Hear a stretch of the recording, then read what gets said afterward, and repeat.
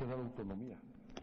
Que el procurador no sea un empleado del gobierno, que lo designe ya autónomo la Cámara de Diputados, por mayoría calificada, a propuesta no solamente de los diputados, sino incluso propuestas de los ciudadanos y las organizaciones cívicas en el Estado. Que propongan y el Congreso lo elija. Y que dotemos de autonomía al Ministerio Público. ¿Para qué? Para que también sea objeto de fiscalización. Que no sea esta escalera de corrupción. Pero por supuesto, eso tampoco basta. Se requiere una profunda reforma en los cuerpos policíacos del Estado.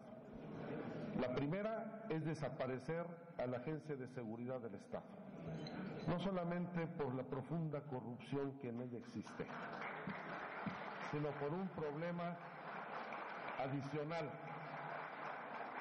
Tenemos que crear la Secretaría de Seguridad Pública, porque la Agencia de Seguridad no puede depender de la Secretaría de Gobierno.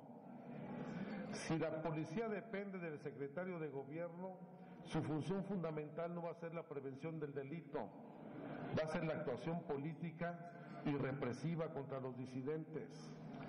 El gran cambio que nosotros logramos en el Distrito Federal, y de ese me vanaglorio porque me costó gran trabajo, fue que no solamente acabamos con la hermandad de Durazo en la policía, sino que acabamos con la concepción original de la policía como un instrumento de control político. Ahí hasta nos vacilábamos a los jefes de policía que antes nos reprimían y nos perseguían, y ahora éramos sus jefes y nos reconocían ellos. Pero rompimos la lógica de la policía política por la policía preventiva para combatir el delito. Por eso no debe de depender de la Secretaría de Gobierno la policía, debe ser un órgano independiente con atribuciones propias. Y ahí vamos a ir a discutir el problema del mando, que yo por supuesto no comparto la idea del mando único, que la propuesta de Felipe Calderón es un exceso de concentración del poder y de autoritarismo, porque la iniciativa de Calderón pretende darle a García Luna la posibilidad de tener el mando de las policías en los estados. Y si algo le ha hecho daño a este país es la concentración desmedida del poder en la policía. Y nosotros hemos conocido dos ejemplos muy cercanos.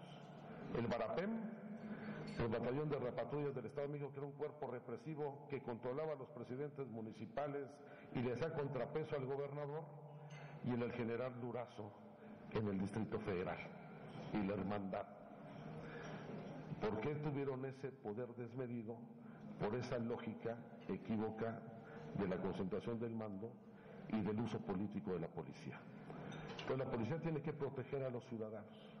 Por supuesto que tiene que haber policía municipal, porque la policía estatal no tiene que andar recogiendo borrachitos, viendo los problemas de la gente que comete faltas administrativas en la vía pública, viendo quién se estaciona en doble fila en el municipio. Tiene que haber atribuciones muy claras en la policía municipal, pero la policía estatal tiene que ser, además de una policía certificada, 5 minutos, ya me están corriendo, pero están, una policía certificada, una policía que se dedique a prevenir y a perseguir el delito.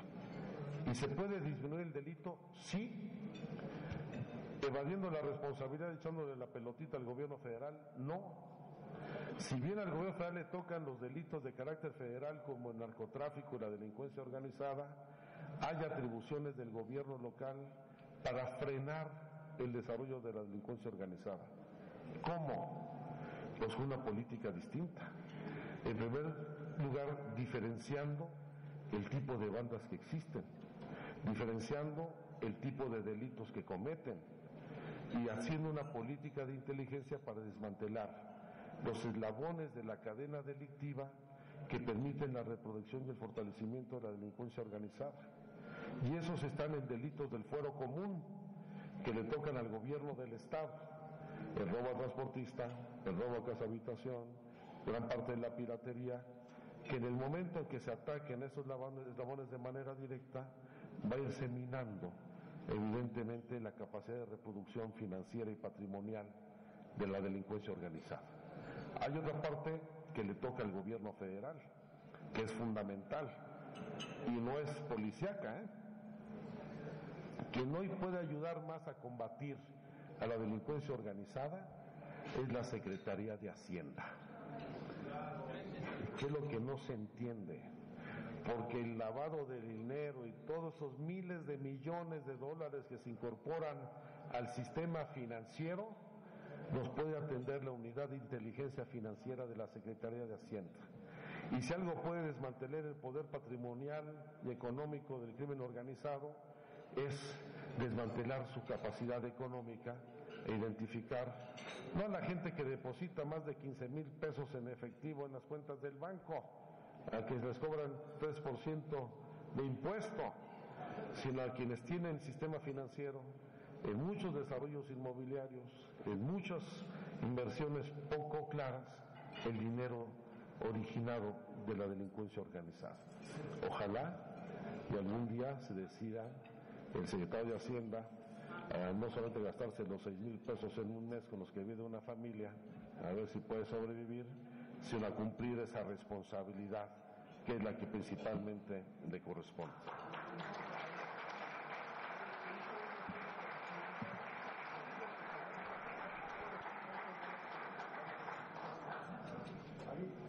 Vinculación, pues que hay muchísimas, ¿no?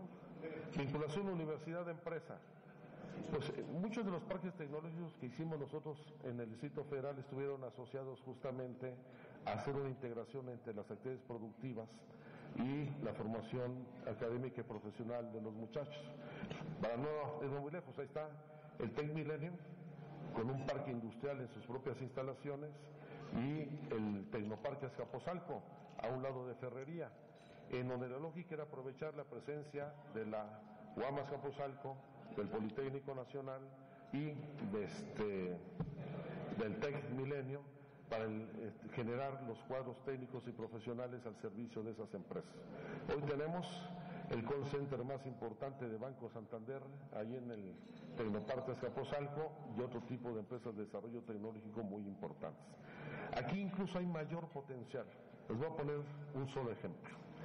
En el Estado de México tenemos establecido los centros de enseñanza e investigación agropecuaria más importantes del país. En el mismo lugar, en el municipio de Texcoco, tenemos la Universidad de Chapingo, tenemos el Colegio de Posgraduados, tenemos el Centro Internacional de Investigación del Maíz y el Trigo, y tenemos instalaciones del INIFAP. No puede ser ahí un clúster de desarrollo tecnológico agropecuario, donde no solamente se finque la política agrícola del Estado de México, sino vayamos a todo un potencial de desarrollo de bancos genéticos, de investigación científica, de desarrollo. Claro que puede hacerse. Tenemos que regresar como estaba antes, es que es el otro problema. Antes, en torno a Chapingo, teníamos a Fertimex, Albamex, a un conjunto de empresas ligadas al sector que las privatizaron y luego quebraron. Entonces, hay que reconstruir. Así como se perdió mucha la planta productiva, hay mucha tristeza ver lo que era Sosa y Catepec convertido en unas viviendas francamente infames. Aceros Ecatepec, Aceros Tepeyac, Baco Wilcox, Talcan Aluminio, convertidos hoy en zonas abandonadas, en bodegas. O si vamos al lugar que vayamos, ya hasta la fuerza le está comiendo la carretera.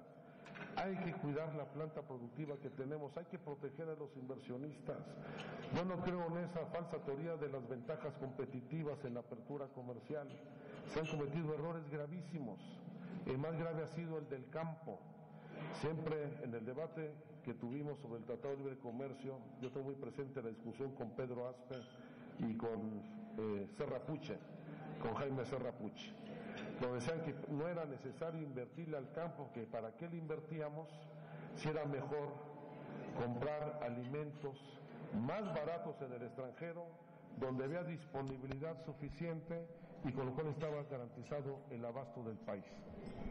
Y bueno, ya con la crisis alimentaria que vemos en el mundo, ya vemos que no son baratos, ya vemos que no hay disponibilidad suficiente, porque solamente el consumo en promedio de cerca de 1 kilo de arroz más en China rompió todo el mercado internacional, son 1,000 millones de kilos diarios los que tienen que importarse a China. Vemos al mismo tiempo que la dependencia alimentaria del país creció ya al 40% de los alimentos que se consumen, y lo más grave, vemos que no solamente el campo está abandonado, sino que están produciendo estupefacientes y estamos perdiendo zonas que están controladas por fuerzas distintas a la propia autoridad,